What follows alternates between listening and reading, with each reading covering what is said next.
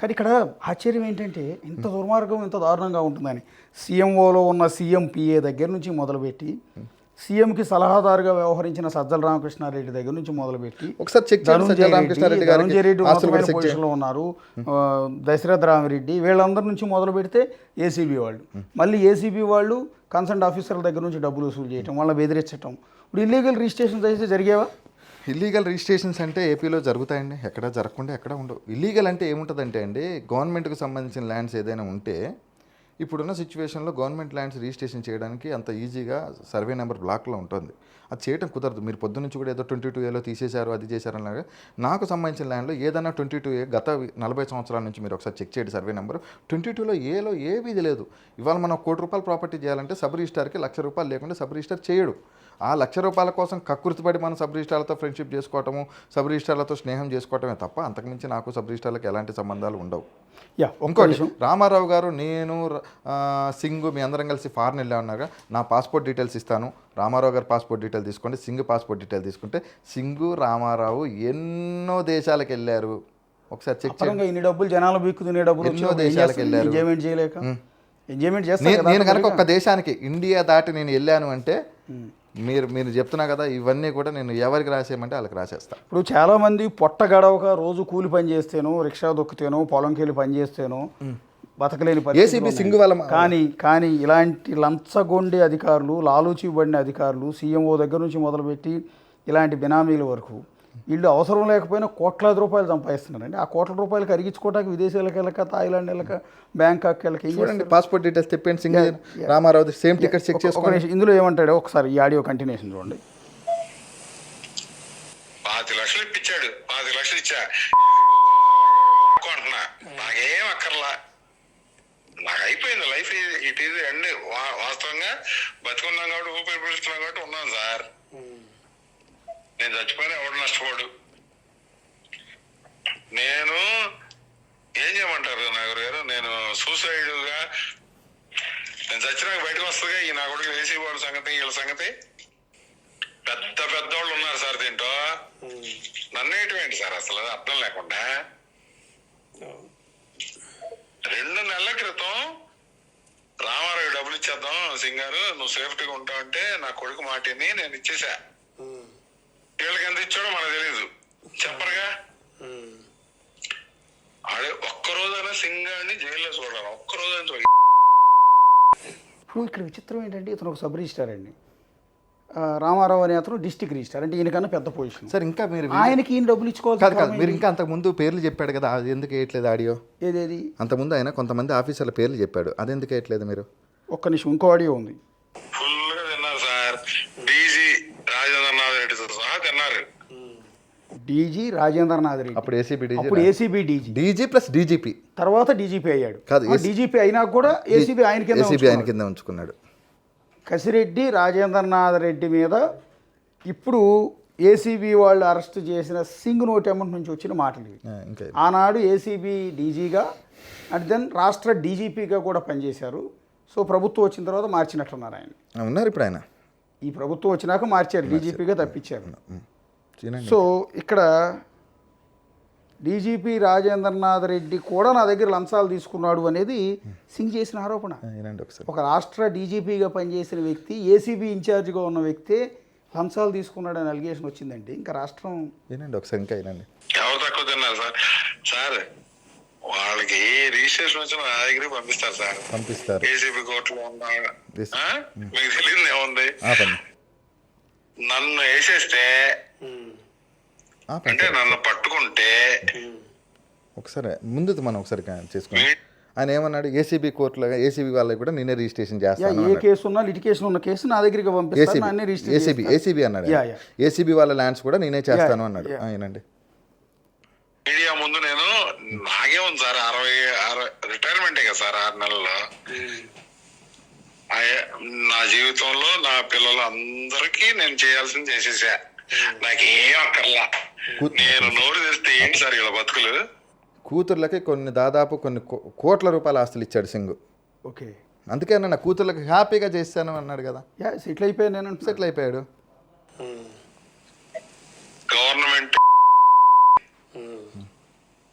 What is is what అనేది నాకు అన్నీ తెలుసు. నన్ను ఏంటంటే వీళ్ళు డబ్బులు కక్కుర్తుపడి ఎక్విజిట్ ఆఫీసర్లు దొరకకుండా నువ్వు రైడ్ చేసి ఎఫ్ఐఆర్ ఎలా బుక్ చేస్తావు నువ్వు? ముందు ఆర్డర్ తీసుకున్నారు. సరే ఆర్డర్ పక్కన పెట్టండి సార్, ప్రాపర్టీస్ సెర్చ్లు చేశారు, అవన్నీ నా పేరు మీద ఏం లేవుగా. నువ్వు ఆరోపించిన బినామీలు ఎవడు బినామీ నా పేరు మీద ఏమీ లేవు కదంటే అప్పటికే సింగ్ మొత్తం బదలాయించి ప్రీ ప్లాన్లో ఉన్నాడు. నేను నిజంగా నేను అలాంటి ఉద్దేశం ఉండి తప్పుడు చేసావని అయితే నా పేరు మీద ఎందుకు ప్రాపర్టీస్ పెట్టుకుంటా మీరు చెప్పండి. Logic point. ఎస్, అంటే ఎవడు చెప్పాడు నీకు? నువ్వు నీ దగ్గర డబ్బు విషయాల మీద మీరు తీస్తున్నారు అంతేగా. శ్రీకాంత్ నా ప్రాపర్టీస్ కూడా సీజ్ చేశాడు అని అంటున్నాడు. ఏంది సార్ ఆయన ప్రాపర్టీస్ ఎన్ని ఉన్నాయో ఏసీ వాళ్ళు తెలుసా సార్? ఆయన పేరు మీద ఎన్ని ఉన్నాయో, ఆయన పేరు మీద ఉన్నాయన్నీ మన గవర్నమెంట్ సంబంధించిన పెద్ద పెద్ద వాళ్ళతో ఉంటాయి. ఒక నిమిషం ఆపండి. ఆయన ఇది ఎప్పుడు ఈ ఫోన్ కాల్ ఎప్పుడు మాట్లాడి ఉంటారు? నాకు ఇంకా 6 నెలల సర్వీస్ ఉంది అంటే ఏసీబీ రైడ్ జరిగాక రీసెంట్లీ. ఓకే, అప్పుడు కూడా ఉందా? మీరు అన్నారు అతని దగ్గర నా ప్రాపర్టీస్ అన్ని సీజ్ చేశారని. చేశారని చెప్పాను నేను. అదే అతను అడిగాడు. నేను ఇతను ఏమంటాడు? పెద్ద పెద్ద వాళ్ళ ఆస్తులన్నీ శ్రీకాంత్ దగ్గర ఉన్నాయి అన్నట్టు అని చెప్తున్నాడు. శ్రీకాంత్ ఎందుకు చేస్తారు? వాళ్ళ ఆస్తులే కదా అన్నాడు. నా ఆస్తులు చేసుకుంటే వాళ్ళ ఆస్తులు అని సింగ్ అనుకుంటున్నాడు. ఇంకా మనం ఏం చెప్తాం? బంధువులతో ఉంటాయి శ్రీకాంత్ గారికి. ఒక్క నిమిషం ఆపండి. నా బంధువుల పేర్ల మీద ఉన్నాయన్నారుగా, నా బంధువులకి మీరు మీడియా ముఖ్యంగా మీరు రండి, మా బంధువర్గాన్ని మొత్తానికి తీసుకెళ్తాను, మా కుటుంబ సభ్యుల దగ్గరికి తీసుకెళ్తాను, ఆధార్ కార్డులు ఇస్తాను, ఎవరైనా ఆస్తులు ఉంటే ఖచ్చితంగా మీరు అన్నట్టు నేను గవర్నమెంట్కి రాసి ఇచ్చేస్తాను. అంతే కదా సార్? ఆయన పేరు మీద ఉన్నాయంటే చూడండి, ఆలోచించండి. గవర్నమెంట్ లో ఉన్న పెద్ద వ్యక్తులు చేసుకుని ఉంటాడు, తీసుకోకుండా రిజిస్ట్రేషన్ చేస్తాను కాబట్టి నా దగ్గర చేయించుకున్నాడు ఆయన. ఆపండి ఒక్కసారి. నేను ఇందాక ఏం చెప్పాను? నా దగ్గర డబ్బులు తీసుకోకుండా రిజిస్ట్రేషన్ చేస్తాడని నేను చెప్పా. అందరూ ఏ రిజిస్ట్రేషన్ అయినా డబ్బులు తీసుకుంటాడు. నా దగ్గర డబ్బులు తీసుకోలేదు కాబట్టి నేను సింగ్ దగ్గరికి వెళ్ళి రిజిస్ట్రేషన్ చేసుకున్నాను. ఎలా సీజ్ చేస్తారు?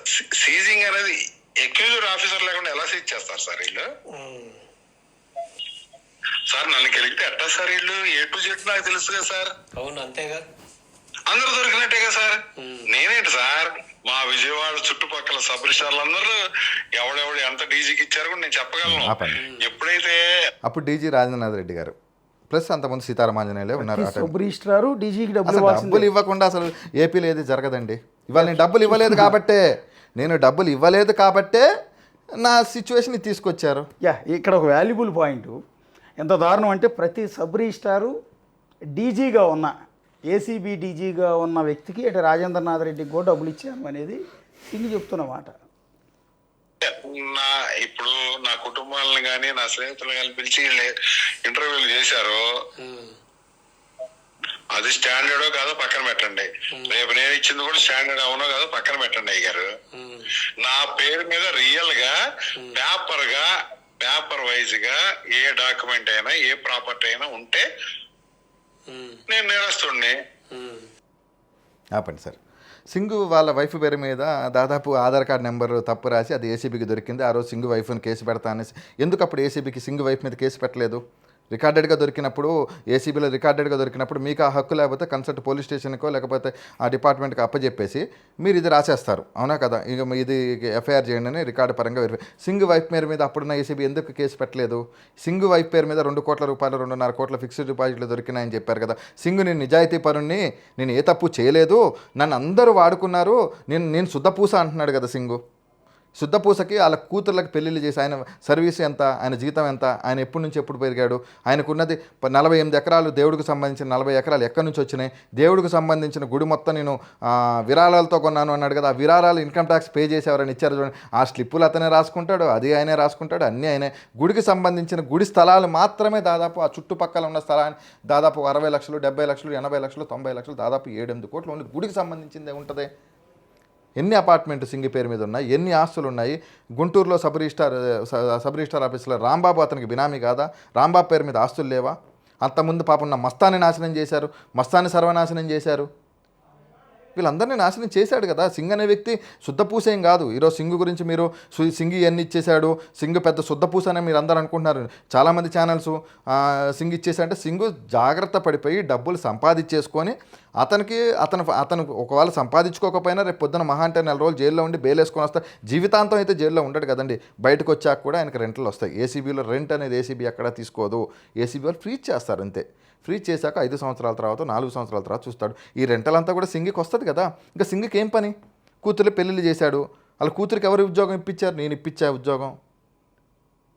ఇవన్నీ కూడా అది ఆయనతో మాట్లాడాడు. నేను ఇది సింగ్కి గోవా ఎప్పుడు నేను 1 year బ్యాకే అన్నాడు. సింగ్ ఏమన్నాడు? సింగ్ శ్రీకాంత్ నా కొడుకులు అంటాడు, గొడవ అవుతుంది కానీ ఇచ్చేయమన్నాడు. నేను ఎక్కడ కిడ్నాప్ చేశా? మరి కిడ్నాప్ చేసినప్పుడు ఏమైంది?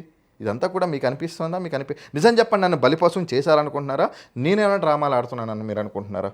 ఎస్, టోటల్ వ్యవహారంలో ఒక కోణంలోంచి బలిపశువులను కనపడుతూ ఉన్నారు. ఒక కోణంలో అడగండి, ఆ కోణం కూడా అడగండి. ఒక కోణంలో ఏమనిపిస్తుందండి, బలిపశువులు వీళ్ళందరూ కలిసి బలిపశువుని చేశారు. For more videos like this, subscribe Big TV channel.